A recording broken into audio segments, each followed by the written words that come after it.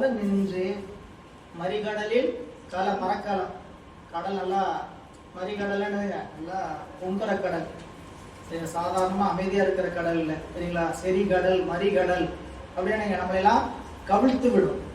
சொல்லும்போது சொல்றாங்க, மனமெனும் தோணி பற்றி மதியெனும் கோலை ஊன்றி சினமெனும் சரக்கை ஏற்றி செறிகடல் ஓடும் போது மதம் எனும் பாறை தாக்கி மறியும் போது உனை உணும் உணர்வை நல்காய் ஒற்றியூர் உடைய கோடு. சாமி நான் ஒரு வியாபாரம் பண்றேன், என்னுடைய பிசினஸ் எப்படிப்பட்ட பிசினஸ் தெரியுங்களா?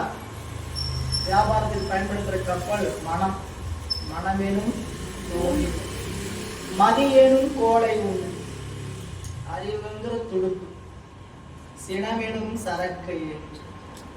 வியாபாரத்துக்கு பொருள் ஏற்றிட்ட சினந்திர சரக்கை ஏற்றி செறிகடல். செறிகடல் என்னங்க? நல்லா நிறைந்திருக்கக்கூடிய கடல், உலகமாகிய கடல். உலகமாகிய கடல்ல மனம்ங்கிற கப்பல்ல புத்திங்கிற கோலை வச்சுக்கிட்டு சினங்கிற சரக்கு ஏற்றிட்டு போனா எதிரில என்ன வரும் அப்படின்னு கேட்டீங்கன்னா, மதம் என்ற ஒரு பாறை வரும். மதங்கிற பாறை, மதம்னா ஆபத்தான பாறை ஒன்று வரும்.